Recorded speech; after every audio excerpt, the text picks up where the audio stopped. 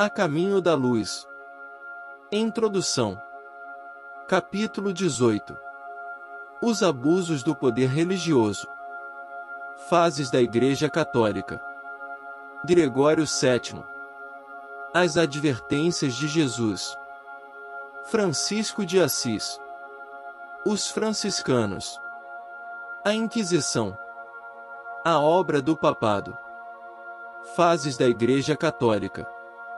Apesar dos numerosos desvios da Igreja Romana, que esquecer os princípios cristãos tão logo que chamada aos gabinetes da política do mundo, nunca o catolicismo foi de todo abandonado pelas potências do bem, no mundo espiritual.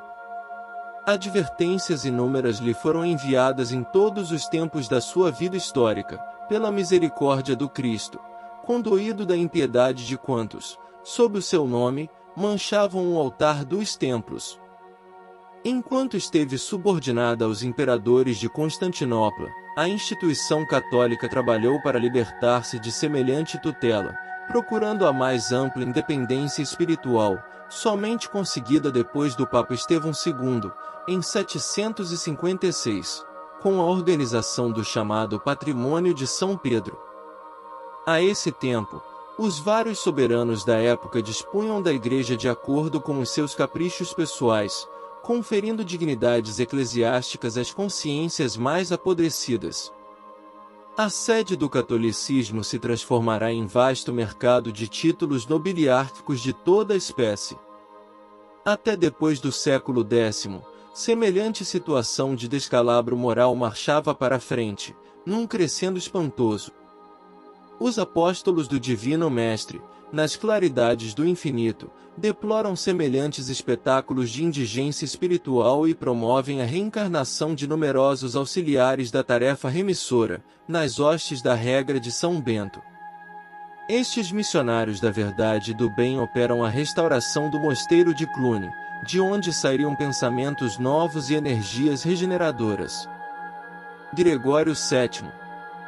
Foi nesse movimento de restauração que Hildebrando, conhecido como Gregório VII, ouvindo as inspirações que lhe desciam ao coração, do plano invisível, preparou-se para a missão que o esperava no Vaticano. Sua figura é das mais importantes do século XI, pela fé e pela sinceridade que lhe caracterizaram as atitudes.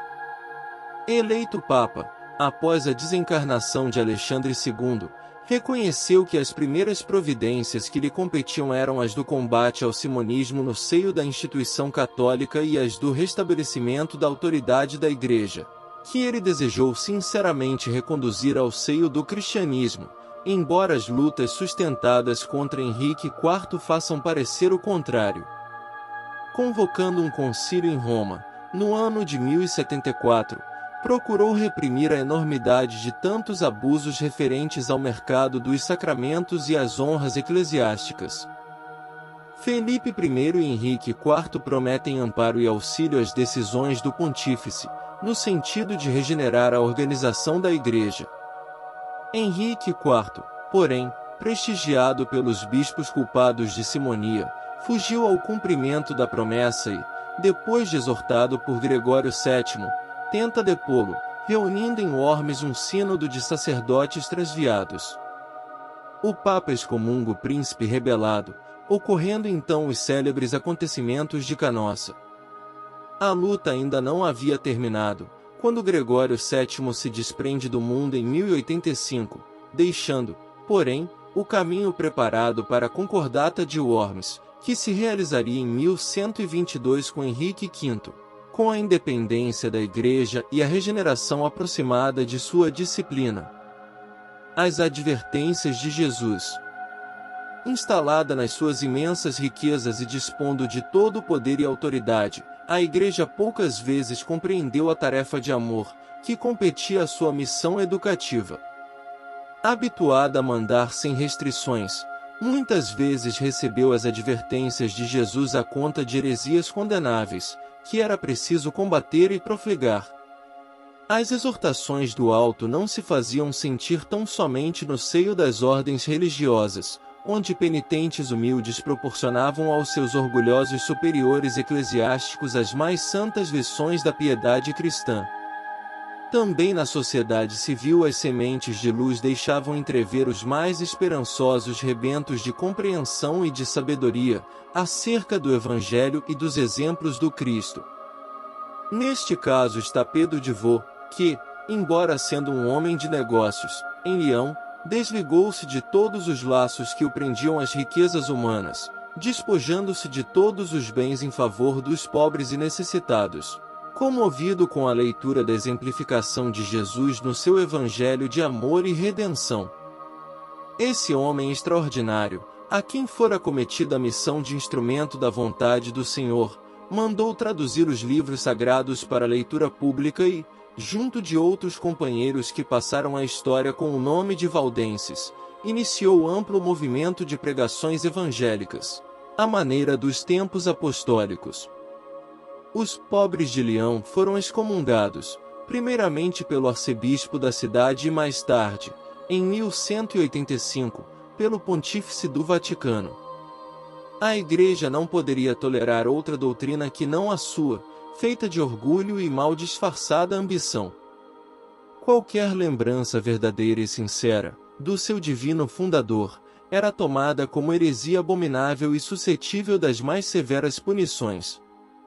A verdade, porém, é que, se os valdenses foram caluniados pelas forças católicas, suas pregações e apelos nunca mais desapareceram do mundo desde o século XI, porque, com vários nomes, as suas organizações subsistiram na Europa até a Reforma, não obstante os guantes de ferro da Inquisição. Francisco de Assis. Os apelos do alto continuaram a solicitar a atenção da Igreja Romana em todas as direções. As chamadas heresias brotavam por toda parte onde houvesse consciências livres e corações sinceros, mas as autoridades do catolicismo nunca se mostraram dispostas a receber semelhantes exortações. Havia terminado, em 1229, a guerra contra os hereges, cujos embates atravessaram o espaço de 20 anos, quando alguns chefes da Igreja consideraram a oportunidade da fundação do Tribunal da Penitência, cujos projetos já muito preocupavam o pensamento do Vaticano. Mascarar-se-ia o cometimento com o pretexto da necessidade de unificação religiosa, mas a realidade é que a instituição desejava dilatar o seu vasto domínio sobre as consciências.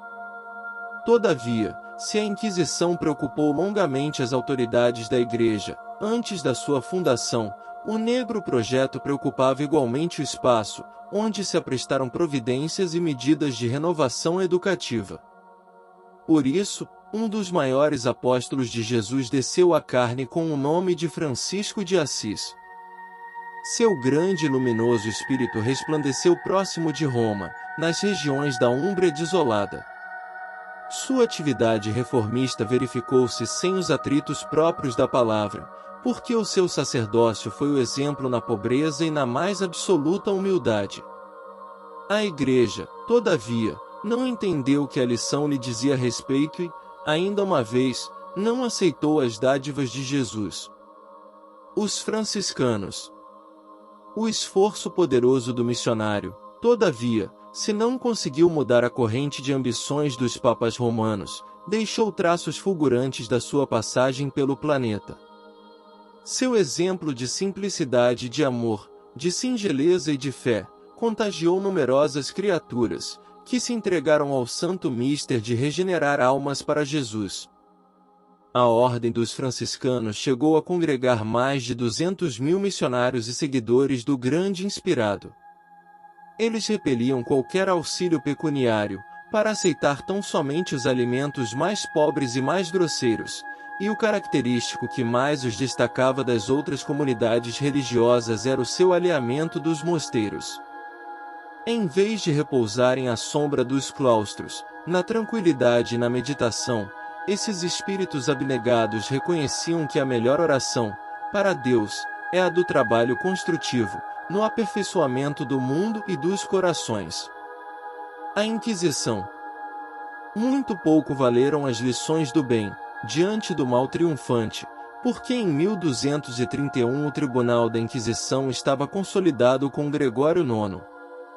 Esse instituto, ironicamente, nesse tempo não condenava os supostos culpados diretamente à morte, pena benéfica e consoladora frente aos martírios infligidos aos que lhe caíssem nos calabouços, mas podia aplicar todos os suplícios imagináveis. A repressão das heresias foi o pretexto de sua consolidação na Europa, tornando-se o flagelo e a desdita do mundo inteiro. Longo período de sombras invadiu os departamentos da atividade humana. A penumbra dos templos era teatro de cenas amargas e sacrílegas. Crimes tenebrosos foram perpetrados ao pé dos altares, em nome daquele que é amor, perdão e misericórdia. A instituição sinistra da Igreja ia cobrir a estrada evolutiva do homem com um sudário de trevas espessas. A obra do papado. Há quem tente justificar esses longos séculos de sombra pelos hábitos e concepções daquele tempo. Mas, a verdade é que o progresso das criaturas poderia dispensar esse mecanismo de crimes monstruosos. Por isso, nos débitos romanos pesam essas responsabilidades tão tremendas quão dolorosas. A Inquisição foi obra direta do papado, e cada personalidade, como cada instituição, tem o seu processo de contas na justiça divina. Eis porque não podemos justificar a existência desse tribunal espantoso, cuja ação criminosa e perversa entravou a evolução da humanidade por mais de 6 longos séculos.